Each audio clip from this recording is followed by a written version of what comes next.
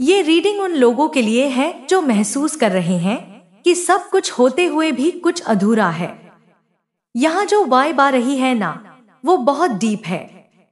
ऐसा लग रहा है कि आपके पार्टनर के दिल में अभी भी बहुत कुछ बाकी है जो उन्होंने कभी कहा ही नहीं। द मून की एनर्जी बता रही है कि ये व्यक्ति अपनी फीलिंग्स छुपा रहे हैं। बाहर से तो नॉर्मल लगते हैं, पर अंदर बहुत इमोशनल कंफ्यूजन चल रहा है। आप समझो, ये वो स्थिति है जहां आप दोनों एक दूसरे के बहुत करीब भी हो, पर फिर भी बहुत दूर महसूस करते हो। कुछ लोगों के लिए ये same work place, same environment या इवन सेम फ्रेंड सर्कल में भी हो सकता है। रोज नजरें मिलती हैं, लेकिन बात नहीं होती। रोज दिल धड़कता है, लेकिन जुबान खामोश रहती है।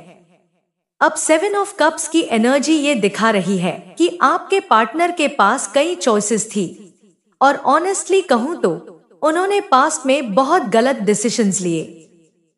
शायद उन्होंने किसी और को चुन लिया, या फिर करियर, फैमिली या फ्रेंड्स को आपसे ज्यादा प्रायोरिटी दी, और अब वही डिसीजंस उन्हें अंदर से खा रहे हैं। वो अब रियलाइज कर रहे हैं कि जिस कनेक्शन को उन्होंने टेकन फॉर ग्रांटेड समझा था, वो एक्चुअली कितना प्योर और इरिप्लेसेबल था।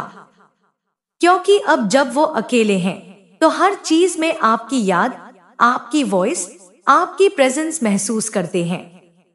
उनके दिल की आवाज आज यही कहती है, यू बिलीव और not, I love you more than you know.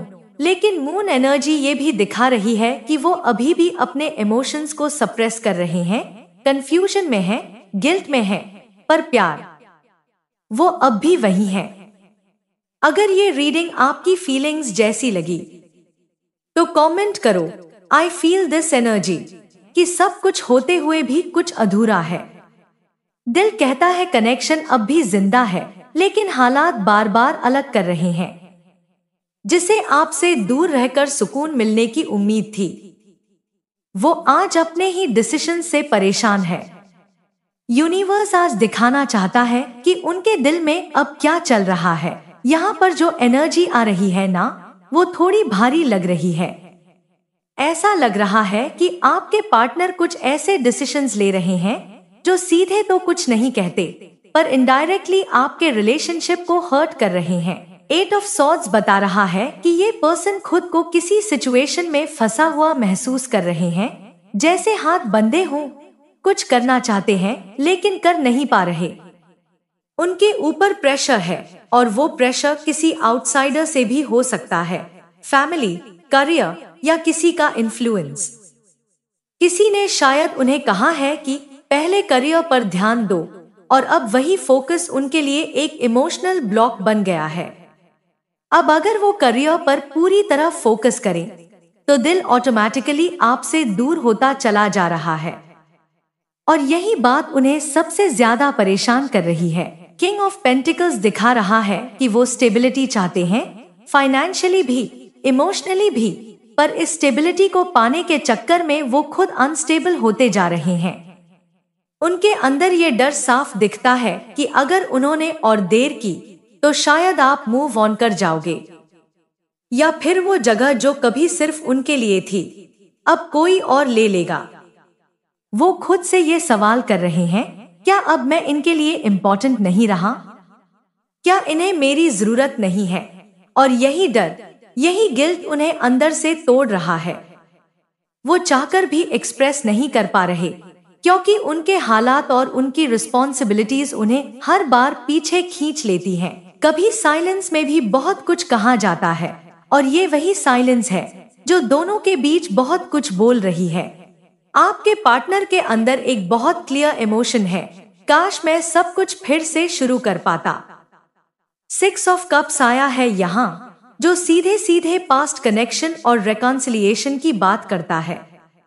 यह वही एनर्जी है जो तब आती है जब कोई व्यक्ति अपने पुराने मोमेंट्स को याद कर रहा होता है। वो बातें, वो हंसी, वो छोटी छोटी यादें जो दिल में घर कर चुकी हैं। अब इंटरेस्टिंग बात यह है कि ये सिर्फ यादों में नहीं जी रहे। पेज ऑफ कप्स बता रहा है कि ये किसी ना किसी तरीके से आपसे फिर से कनेक्ट होना चाहते हैं। हो सकता है वो कैजुअली बात शुरू करें, जैसे कैसे हो, काफी टाइम हो गया, या फिर किसी दोस्ती के बहाने वापस आने की कोशिश करें। पर दिल में जो इंटेंशन है ना, वो सिर्फ फ्रेंडशिप की नहीं है, वो बस एक रास्ता है ताकि वो आपसे फिर से जुड़ सके। इनको अब आपकी साइलेंस खल रही है, आपका दूर चले जाना, बात ना करना, ये चीज इन्हें बहुत पिंच कर रही है। इन्हें लगता है कि कहीं ये रिश्ता अब सच में खत्म तो नहीं हो गया, और यही फियर इन्हें बार बार आपकी ओर खींच रहा है। यूनिवर्स कहता है, अगर ये कनेक्शन सच में सोलफुल है तो एक साइकिल जरूर बंद होकर नई शुरू होगी।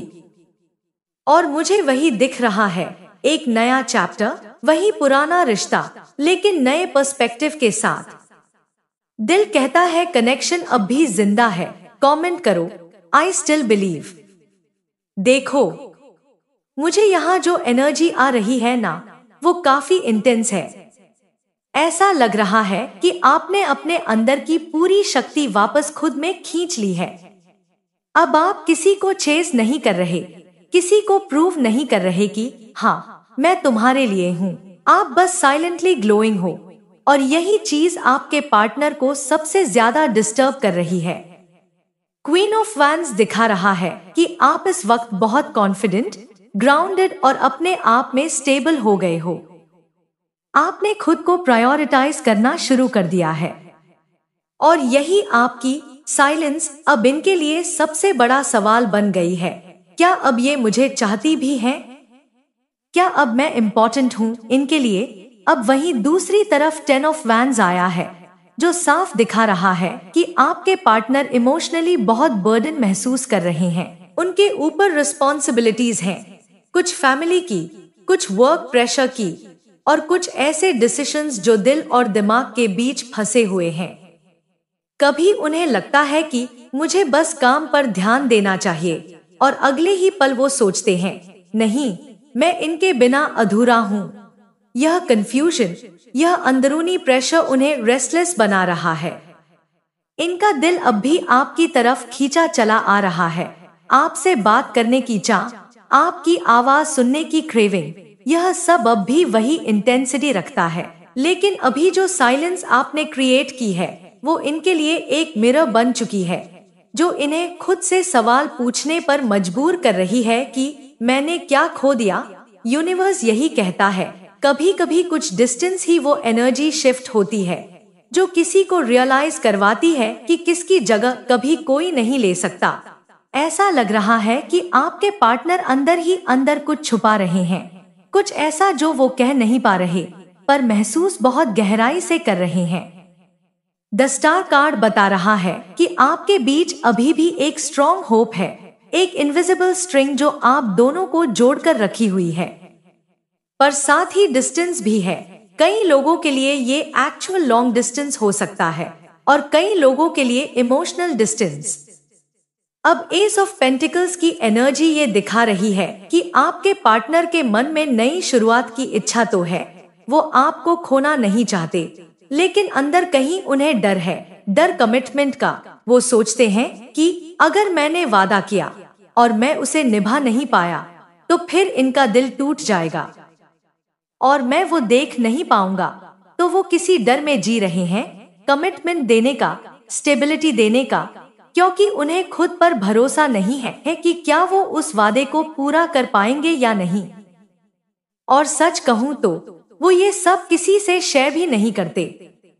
उनकी अंदर की वॉइस कहती है, I cry inside of me, यानी वो बाहर से नॉर्मल दिखते हैं, लेकिन अंदर एक गिल्ट, एक दर्द, एक खालीपन है। उन्हें लगता है कि आपने अब चूज करना छोड़ दिया है, आप अब एफर्ट नहीं डालते, और यही सोचकर वो खुद से ये सवाल करते हैं, क्या मैं अब इनके लिए इम्पोर्टेंट नहीं रहा? पर कहीं ना कहीं द स्टार यही याद दिला रहा है कि कनेक्शन अभी खत्म नहीं हुआ है, बस हीलिंग की जरूरत है, और एक नई शुरुआत के लिए फेथ चाहिए। मुझे यहाँ पर 9 ऑफ सॉर्ड्स और द लवर्स नजर आए, और इन दोनों कार्ड्स से जो एनर्जी आ रही है ना, वो बहुत क्लियर है। तुम्हारे पार्टनर के अंदर बहुत गहरी टेंशन और इमोशनल प्रेशर चल रहा है। ऐसा लग रहा है जैसे वो खुद से लड़ रहे हों।